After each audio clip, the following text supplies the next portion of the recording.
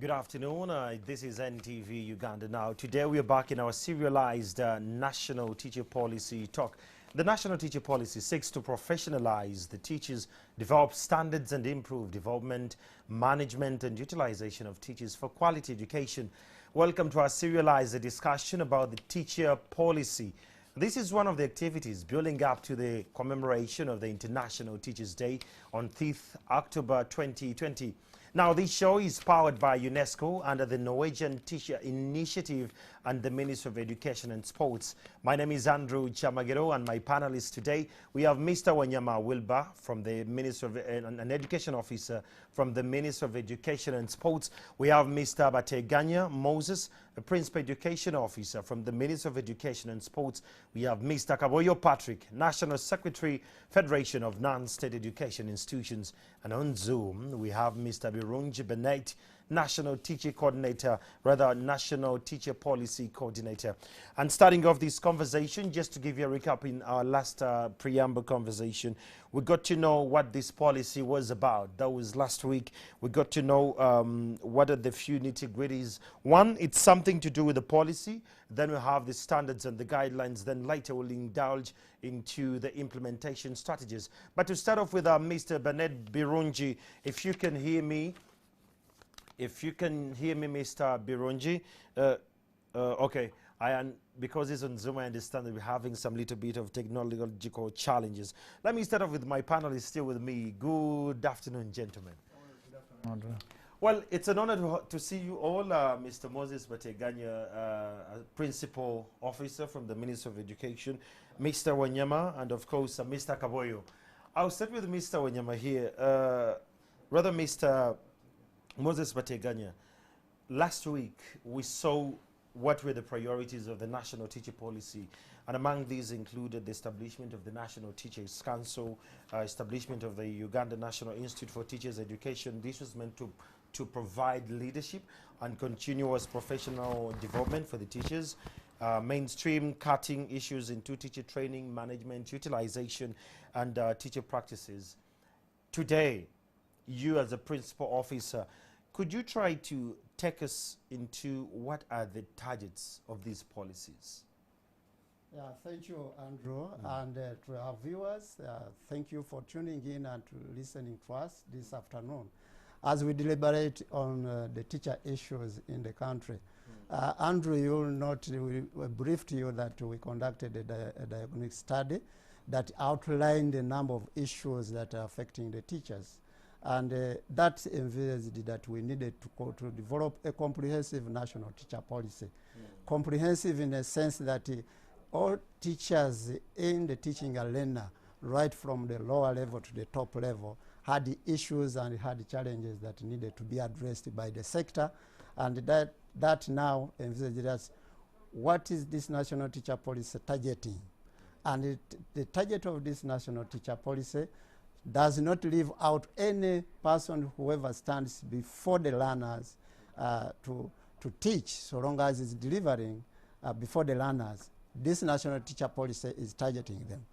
One to start with, it is the kindergarten level, ECD, early grade teachers that are handling the lower level. The ECD teachers, this national teacher policy is targeting, it is not leaving them out.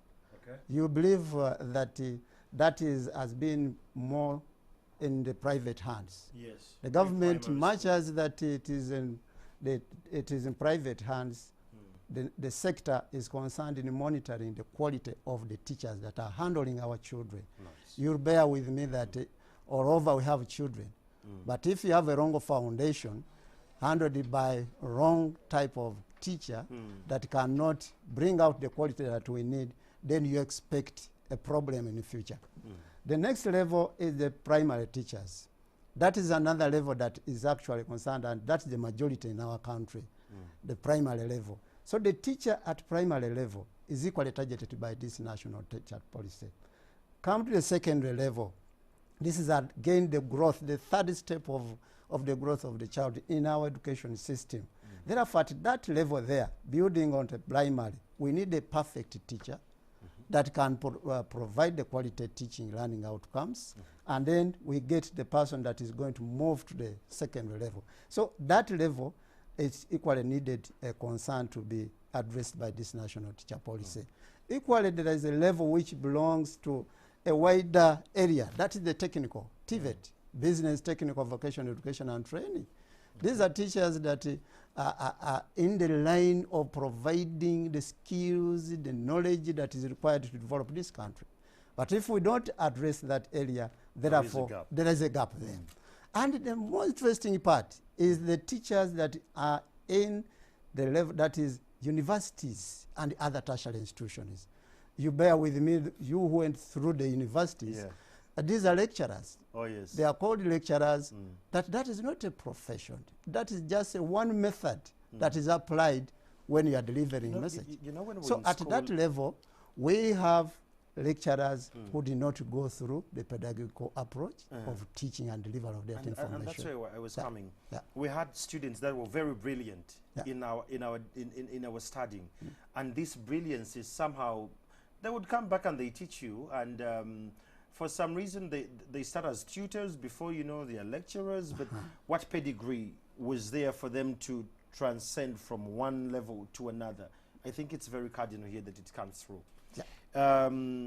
Then primary and secondary level, does that still fall into the target we're looking at as NTP? Yes, those are the levels. Started ECD at a grade education, come to primary, that's the second level. The third level is the second, which covers O level and A level. That is a level cuts across that. That's what is being targeted by this national teacher policy, to provide the quality of the teacher that it has competences to deliver, so that we get a product that is properly handled by the professional. Absolutely. Thank you. That is Mr. Moses Bateganya, Principal Education Officer from the Ministry of Education and Sports.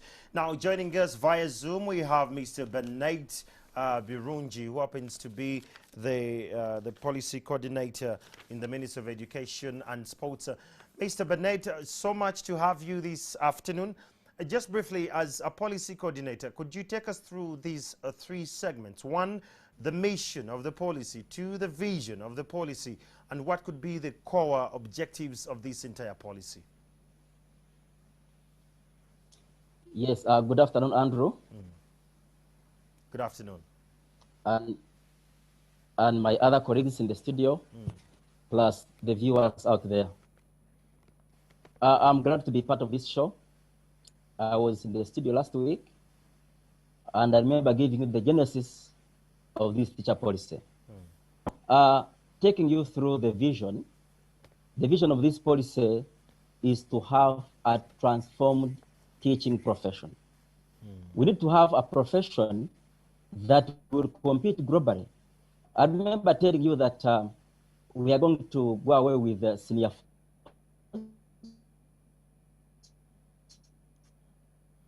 I'm losing you. Joining the Teacher Training Institute. Okay.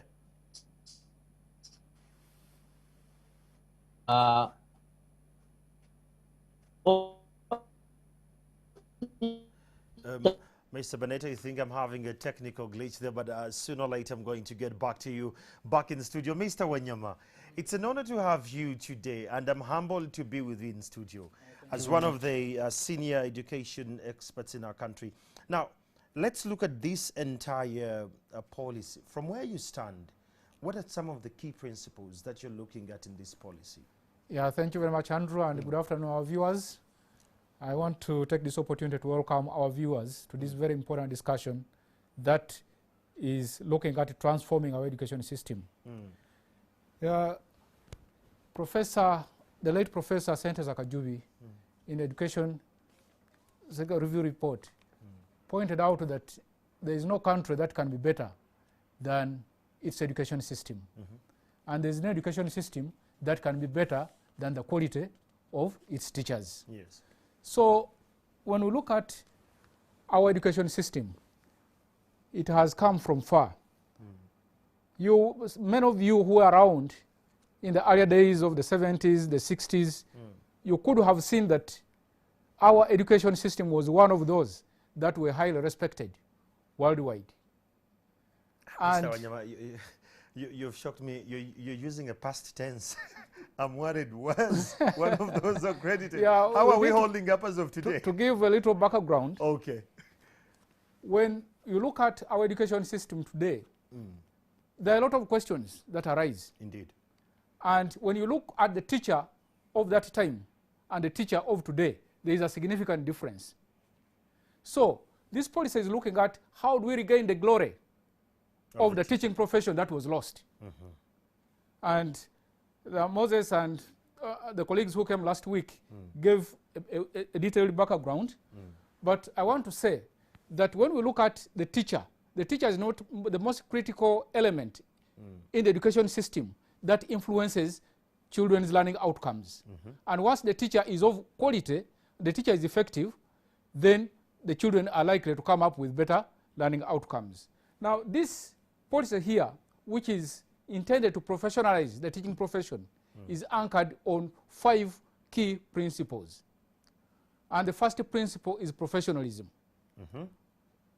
The policy is looking at creating a professional teacher. And who is a professional teacher? That's what I want to know, because There are characteristics.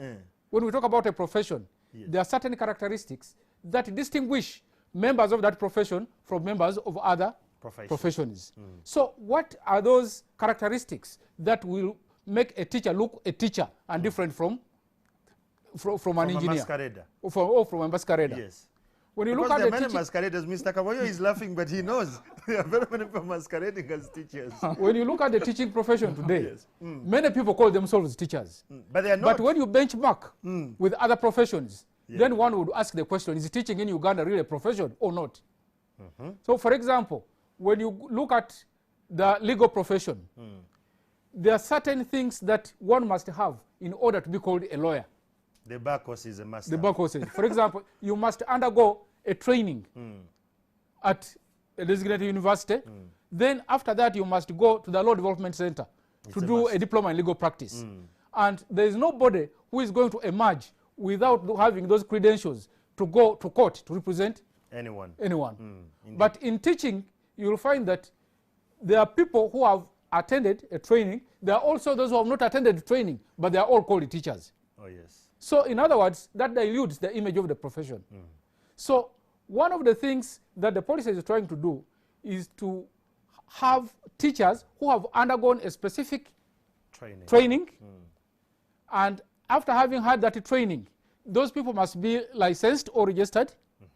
And once they are registered, there is a body that regulates their conduct. So that means we have a challenge today that a teacher will commit an offense. For example, a teacher defiles a child in Kampala. And after 1 month, you go to Kalangala, you find that person is teaching. He's teaching in Kalangala or is in Kotido teaching.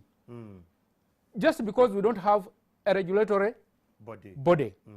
So all this is being done to make sure that the teaching profession is controlled. So professionalism is one key principle. Then the other principle is effectiveness of the profession. Every profession must set goals for the practitioners within that profession.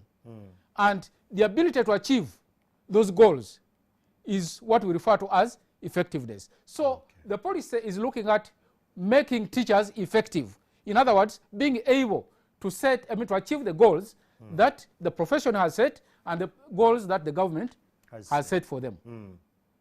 Then the other is efficiency.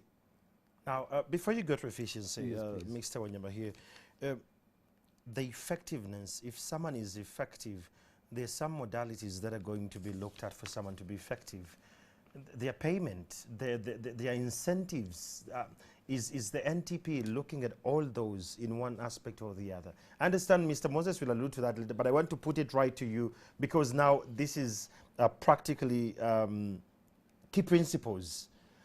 While we are saying that the policy has all of this, what other facets do we have in place that are going to shock absorb this, that we can achieve the bigger goal? Well, thank you very much, Andrew, for that question. The policy is seeking to address teacher issues holistically Nice. So you cannot have a demotivated teacher being effective. And there are factors that lead to demotivation, one of which is the remuneration for the teacher. So all those are being looked at in the policy, because the policy is looking at having a motivated teacher who is able to perform the way the profession requires the teacher to perform. Yes. So a number of aspects are going to be looked at via the policy. For example, when you look at our training today, we have teachers for primary schools whose minimum qualification is a grade 3 teacher certificate. Then you have some of those teachers who have been able to upgrade to attain a diploma. Others have gone as far as attaining a bachelor's degree. Others up to master's level. But they continue to earn a grade 3 teacher's salary. And naturally, we wouldn't find such a teacher being effective. So all these things are being looked at.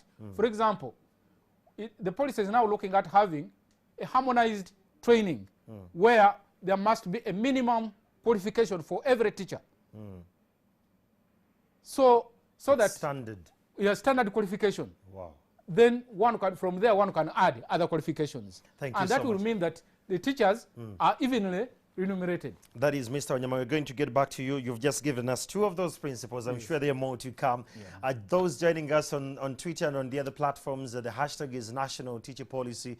That's on Twitter and on Facebook. We're discussing the National Teacher Policy. That is currently at the build stage with regards to the legal framework, but very soon or later it's going to be rolled out. In the next 10 years, this is going to be up and running. Mr. Kawoyo, you come from the non-state education institutions, private sector, if I should call it, in the education sector. What is the current situation with regards to the challenges you're facing as private sector in the absence of such a policy? Thank you, Andrew, and viewers. To start with is to congratulate the Minister of Education and Sport upon this milestone. Yes.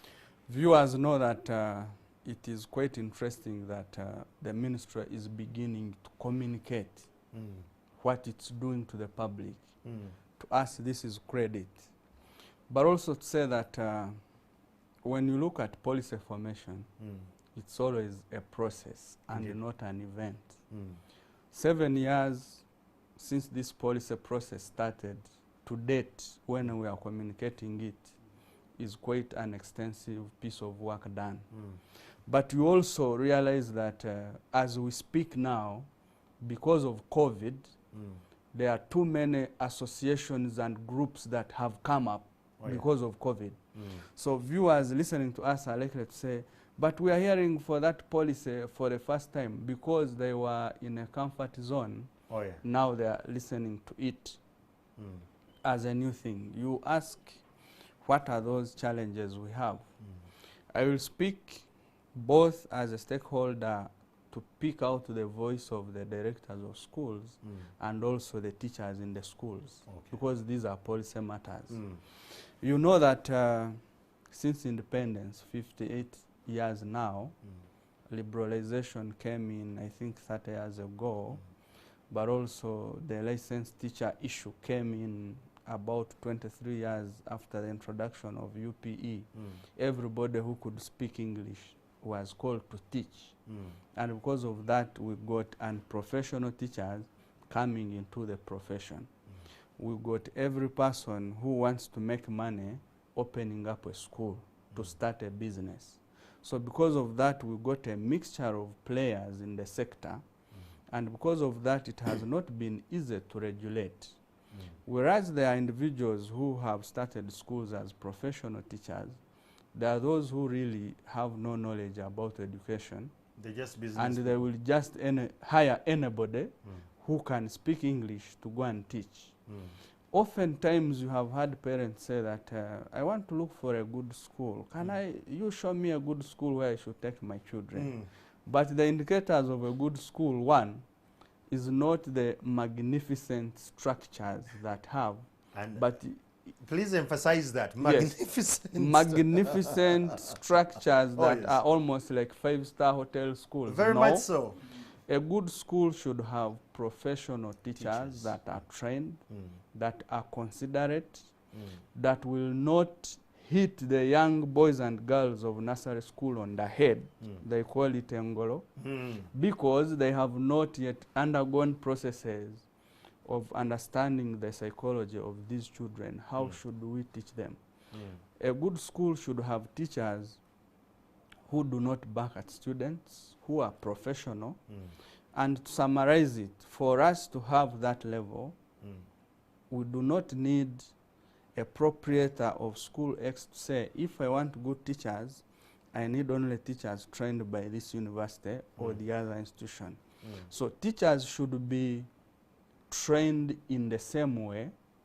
When they release them to the public, then you can add on the capacity to ensure that they are made better.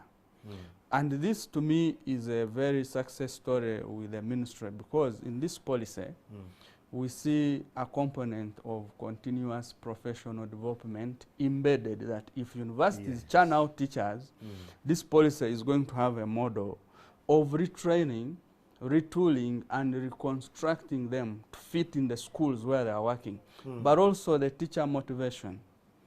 The teacher incentive framework is also in, to mean that if a teacher is teaching in a private school where I come, and the cry is most teachers have no letters of appointment, no contracts. No contracts. The policy says you must issue a contract at least of 2 At least 2 years. Yes. Thank you. So that offers job security to teachers.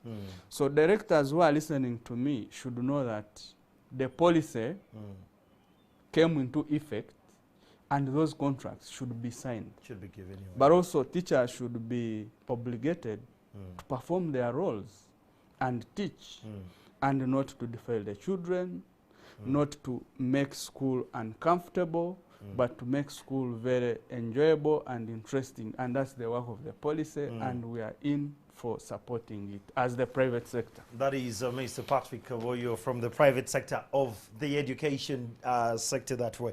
Well, on Zoom, we still have Mr. Birungi Benet from the Ministry of Education. He is the policy coordinator of this entire policy. Mr. Bennett, now you can hear me loud and clear. Kindly indulge us more about the vision, the mission, and the objectives in a snap. Yes, can you hear me, Andrew? Yes, I can. Carry on. Thank you. Thank you. You are asking me the vision and objectives of this policy. I was telling you that the vision of this policy is to have a transformed teaching profession. Can you hear me? Yes, I can. Yes. To have a transformed teaching profession, in a sense that we need to have a team that can compete globally. We need to have teachers who can also leave our country and go somewhere else to work, and they are recognized as teachers from Uganda. Then when I come to mission, the mission is to produce quality teachers, also to produce teachers who are highly motivated, teachers who are accountable and adaptable. There are teachers who are not accountable at all. Their work is to teach class or teach children and they run away. Whether students at the end of the day pass or fail, it is none of their business. So we want to go away from that. Oh dear. Technology. When it comes to objectives, they are forced. Andrew? Yes, I can hear you. Yes, one of the objectives is to streamline teacher management for better productivity, discipline, retention, and motivation. We need to have a teaching force that is highly motivated.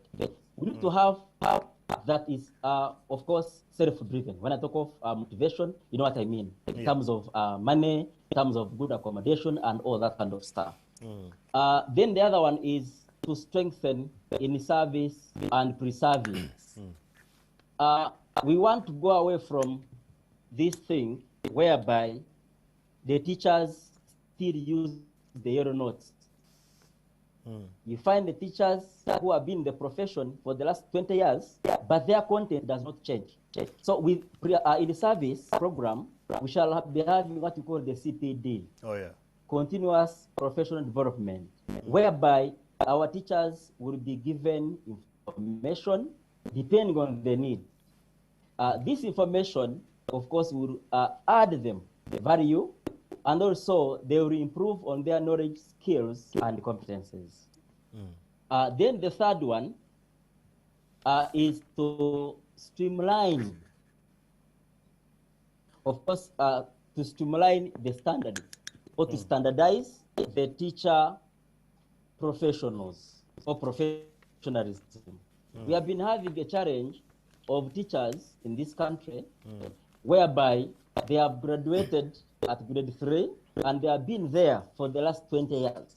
This policy is advocating for all teachers across to be bachelor's holders. Whether you are in primary, secondary, and tertiary. And this is going to help us also to streamline the issue of salaries. There has been, of course, the challenge, or there has been a challenge in terms of pay, disparity in terms of pay, and the reason is we are at different levels of education. That's the main challenge. Why, in the teaching profession, we cannot standardize the pay. Because honestly, a teacher who is a grade 3 cannot earn the same money with a teacher who is having bachelor's. And then the last one is to deal with cross-cutting issues. Hello? Yes, I can hear you, Bennett. Andrew? Please carry on, I can hear you. Yes, yeah, the third, sorry. Yes, the very last objective is to do with cross-cutting issues. When I talk of cross-cutting issues now, I'm talking of issues like HIV/AIDS. I'm talking of issues like gender. I'm talking of issues like human rights, special needs education, and all those issues that should be also incorporated in this policy, and the teachers must know and understand what these cross-cutting issues are all about. Well, thank you so much, Bennett Barunji. That happens to be the policy coordinator of the National Teacher Policy from the Ministry of Education and Sports. We're going to take a break, but please be a part of this conversation on Twitter. The hashtag is National Teacher Policy. We'll be back in a bit. Keep it NTV.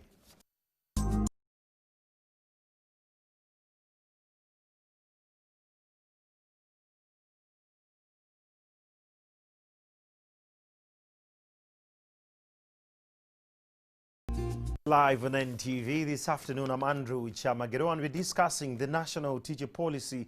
Earlier on, we had Mr. Bennett Barunji, who happens to be the principal coordinator of the policy in Ministry of Education and Sports. And this show is sponsored by UNESCO under the Norwegian initiative, Norwegian Teachers Initiative. We want to thank them for this great moment. With me, my panels today, I have Mr. Wanyama, an officer from the Ministry of Education and Sports, is an education officer. Then I have a principal education officer, Mr. Moses Bateganya, and I have Mr. Patrick Kaboyo from the non-state education institutions. Mr. Moses Bateganya, you earlier on alluded to the targets where we're going, and you hinted about the pre-primary teachers, you hinted about the nursery school level, the primary, secondary, tertiary, and teachers in universities and other institutions. Now, that all said, what are the benefits per the different clusters of the NTP? Yeah, thank you, Andrew, once again. If I can connect from Please. what Patrick has just mentioned. Yes. I begin with that wide area cluster of teachers in the private sector. Yes. He has just mentioned lately on the benefits.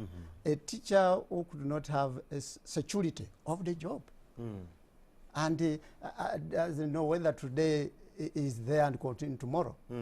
This has been a very big cry in the private sector. It doesn't have a contract.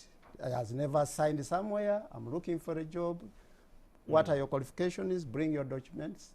In the next afternoon, because there is a shortage of the teacher, go to class. Then he comes and say, how am I going, where am I signed to have a contract? I say, wait, hold on. a month is gone, and because he loves the job, he wants to get something, he keeps like that, and the next day is fired, and he cannot refer anywhere. So job security has been a very big challenge as far as the private sector is concerned. Therefore, this teacher policy is coming to clear all that. Now, before you leave the issue of the hope, a teacher called me in a beam last week when we were talking about the same policy, and he said, Chiamagro, from the look of things, we are going to lose jobs. I mean, Mbagenda Tugoba, the way because Philbert, when he was explaining it, said there is a pedigree that has been reasoned that education is not going to be looked at as the last resort of anyone. So there is a pedigree raised. And he was wondering, now he's already teaching and he's in a government school. But he was worried, is he going to lose his job as well? Because now anyone who doesn't fall within that category and caliber won't be allowed to teach. So while we're addressing the private sector issues of contraction and what, could you throw more light about the hope, even those in the public schools? Yeah, you are rightly saying it. Thank you, Andrew. And this is a total review of the teaching profession. And that person that we are looking at is the teacher. How can we get this teacher be comfortable in the teaching profession so that it can even encourage the child tomorrow or even the son that, the best job is the teaching profession. So we are looking at it in terms of remuneration. That is an area where the teacher policy says, if we have the first standard, that's a degree, it will have now addressed the issue of variation in the salaries for primary level, secondary level, and then tertiary level. That if the baseline is the qualification, that is a degree, then it means the salary will be a starting salary for the degree. The others will be additional benefits, but the cut of that, and that's the promise we are giving the teachers as far as this teacher policy is concerned. Another area is to have promotion and retention of highly professional teachers, motivated, professional, and ethically upright teaching force. You've used the word retention. Retention. How do we make this person to be retained? It is, people have been leaving the job. They have come and they have joined the job because they didn't have any hope. But this teacher policy is coming to address that issue, that how do we retain this teacher? Having looked at the nomination is well handled, that will be able to handle that area. We look at the effective management for better productivity of these teachers, motivation of these teachers. And when you look at all this management and productivity, there is even the discipline of the teachers. Teachers have been, you have just had your news reporters. You've seen teachers, as my colleague mentioned, a teacher defiles a child in Kampala, rides to Karamoja. And nobody is able to trace this teacher. But there is nobody that is tracing this teacher. To regulate this activity, the other teachers will continue to do that. And that's, we want to clear that. Garbage in, garbage out no longer going to take place, but we give hope that can you be a professional teacher that takes care of the child, that you are the father or you are the parent of this child. Therefore, you need to bear in mind about your discipline in the profession. So the discipline cuts across the way they behave. Teachers who show up and they're drunk. And motivation. Their dress code. We have talked about the motivation framework. How do we motivate these teachers? Teachers have been thinking about the monetary part of it. That's how salary, when more you are given salaries, when you can be motivated. But given the experience in our salary rewards of the teachers, no salary is enough. No money is enough, actually, in terms of the salary. Therefore, can we look at other incentives that can motivate this teacher. And that's why the teacher incentive framework is part of this national teacher policy. That will Come address in their effect, circle issues. circle I've seen issues aware of and this. be motivated so that now the teacher says, wow, I think this is the profession that I need to stay in, and encourage others, the best, to join this profession. With regards to that, about standardization, rather looking at the effective quality deliverance, there are teachers, maybe even you where you went to school, there are these teachers who were ever shabby, but they were brilliant. When they start to teach, you understand even better. But even when they come out, they will hold maybe a jackfruit and they eat in the corner. There is a syndrome of brilliant teachers either looking shabby or being drunk or taking the job for, a merry walk in the park, something of the sort. How do we bridge that we don't lose them, but can we bring them forward and they can catch up with this new wave of policy? That is what we are talking about, of rebranding the profession. Perfect. To rebrand these teachers, how can we revive the glory that we had? And we get this teacher back to the profession, bearing in mind that these are the ethics of a teacher. And there is what we call teacher symbolism.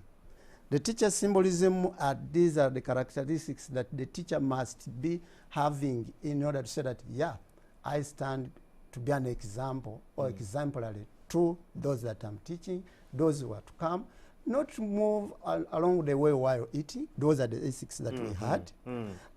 Don't dress smartly. No wonder the way I'm dressed, I'm a professional teacher. These are professional teachers, and that is exactly because the way I was trained professional, I knew that these are the ethics. I must dress decently before the children, before the learners, so that the learners can emulate me as an example. And that's what we are trying to address as far as this professional development is concerned. We are talking about the continuous professional development, CPDs, and these are going to be mandatory to all teachers. To all teachers. That after 2 years, 3 years, you must say, I've gone through this course. And that is what part of the standards. I'm not preempting the standards that are going to come. The group is going to discuss that one in details. But that's what we are looking about. We're looking at that how can we continuously train these teachers. Such a teacher you have mentioned, maybe has spent 5, 6 years and he has even forgotten what he went through during the training. The teacher's code of conduct. Those ones forgotten. And but the models they're using to teach, they have not upgraded. Yes. So the CPDs are going to be mandatory as part of this teacher. And that's what we are talking about. How do we manage the teachers? How do we manage the profession? And how do we continuously develop these teachers in their profession? So that those the issues, the gaps that of misbehaving, behaviors, symbolism issue, that will be handled by that CPDs. Okay. And talking about cross-cutting issues, streamlining into the aspect of the training, management, and the practice at all levels, how is this going to be effected? I always want to look at the paper and I reflect on what is on ground, and I see how best can it be feasible. Yes, thank you, Andrew. That's a good area that you have talked about. Patrick mentioned about the cross-cutting issues, and even Burnett has mentioned something about that. But to give the perspective of this, that we have teachers who have trained, they trained some time back. Even others are going through and they are being channeled out every year, the universities. But there are cardinal issues that affect the teaching profession and the learning outcomes in the classroom. These are issues of special needs education. We have that area of special needs. Oh, yeah. And that is a cross-cutting issue. The special needs education, it is an issue that needs to be handled, but right from the classroom. But who does that? Should be the teacher. And this teacher must be well trained to handle the children with special needs. And looking at this is what kind of special need this child has, and how can I help this child to gain education. And that is what we are saying, streamlining the cross-cutting issues in all the teacher training at all levels, so that they get that thorough training of how they can support such At all children. levels. At all levels, Oh, yeah. right from the grassroots, because you identify this right from the kindergarten level. And if you don't identify it at that level, then it means you'll be leaving out that category of children. And that's what this teacher policy is advocating, that, you know, we need to handle that part. Another part is looking at the ICT. ICT is now cross-cutting. Oh, It yes. is now by teachers. There is no way you are going to run away from that.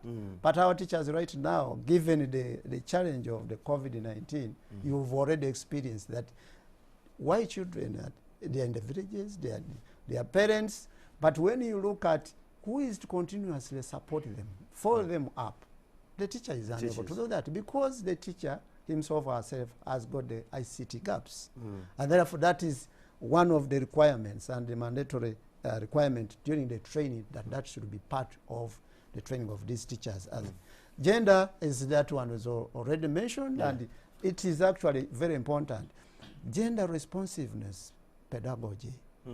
Those skills are missing within the teachers. Even if they are going through the training, but they are not given much attention by the trainers themselves, because themselves are not trained in gender issues. Looking at the other life skills. Life skills, we are challenged with so many issues, but the life skills are not trained in the institutions, so that the teachers, by the time they are leaving the teacher training institution, they can also go and emulate the same. There is a question. Thank you so much, Mr. Moses. Yeah. There is a question on Twitter here. It says, Chamagido, a grade 3 teacher earning a gross income of about 400,000 Ugandan shilling. He has a family and a litany of dependents. Is expected to use his meager salary to upgrade, attain a degree, and still cater for the family responsibility. Is that feasible? Yeah, With the current payment framework, will they be in position to upgrade the ones who are already teachers? They've gone through the institutions, but they're already trained and they're already practicing with the meager salaries they have, with the number of the dependents they have. How are they going to be in position to upgrade, or is government going to help them foot that bill? Yeah, I think you are absolutely right, and it's a good question to our viewers and who are listening to us. And we are discussing the issue of how can we really bring these teachers to have hope that this national teacher policy has come to address such issues. I know some of them are scared, and we have been intervened by this question, that they are scared how now who is going to pay for me? I've worked for over 10 years, but I've not seen my way through in terms of the financing. The government has got, and our sector has got the strategies of how we are going to do this. Okay. They are going to be supported because there is what we call a CPD.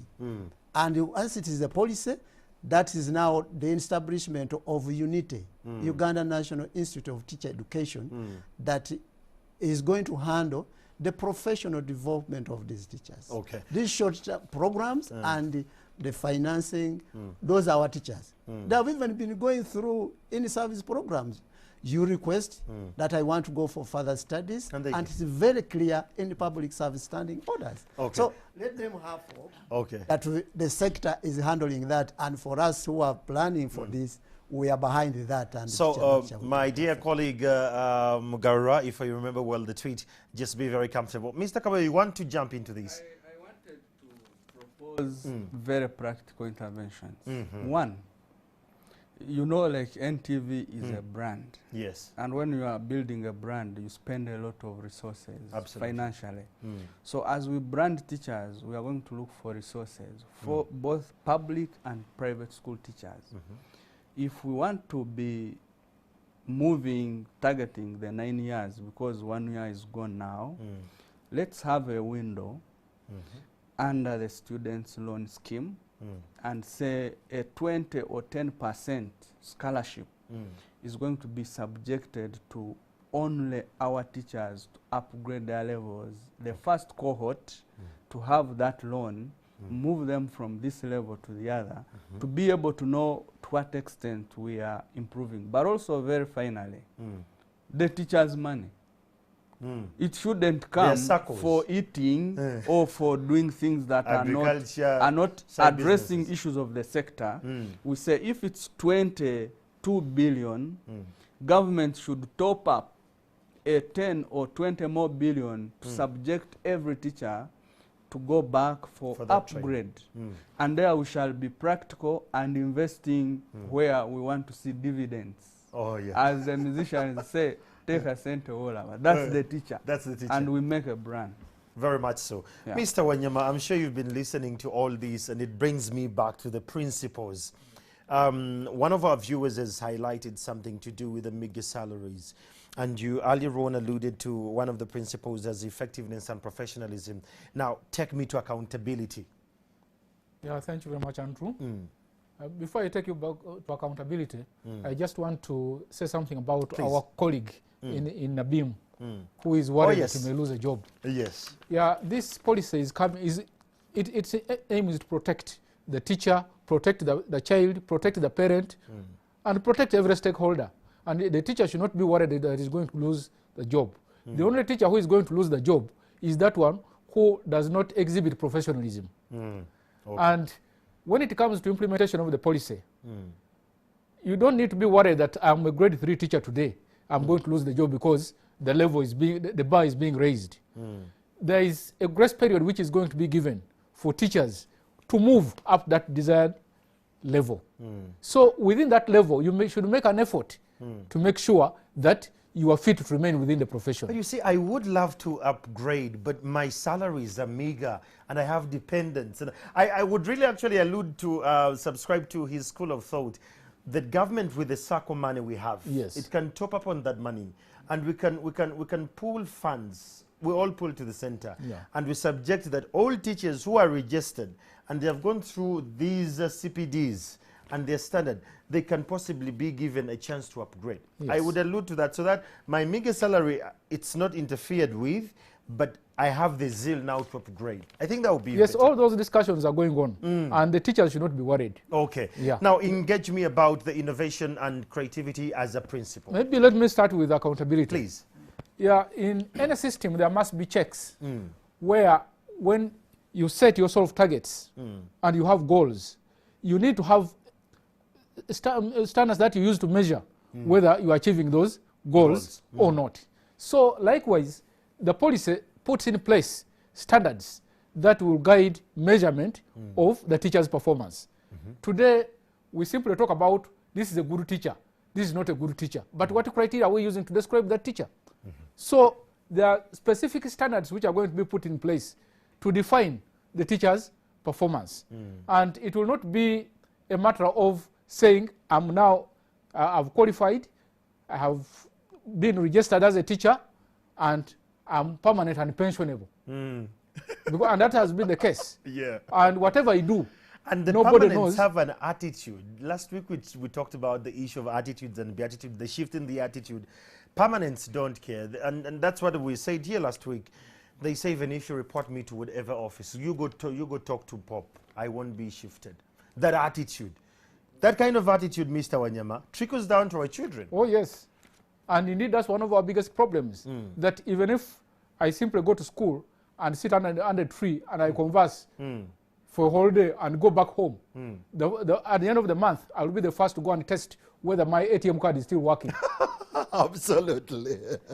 But we need a system which is looking at the children's learning outcomes.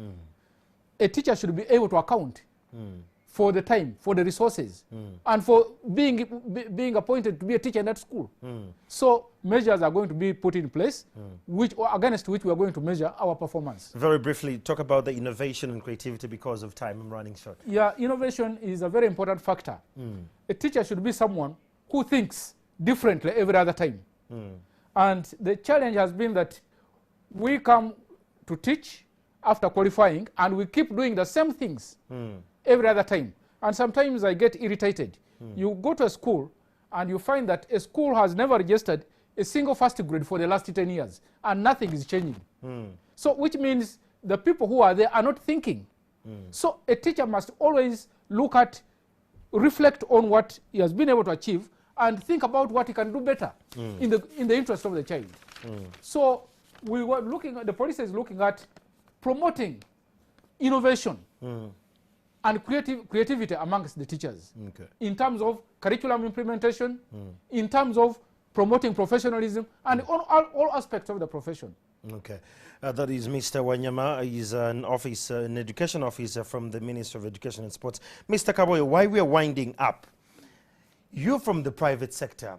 How beneficial is this to you? Is this like the divine road you're waiting for to hit on the Red Sea and it spreads and we go to the promised land? The beauty of this policy, Andrew, and viewers, is that there are those who have been colleagues working knowing that there is no policy that guides. So now there is a lead to where we are supposed to be.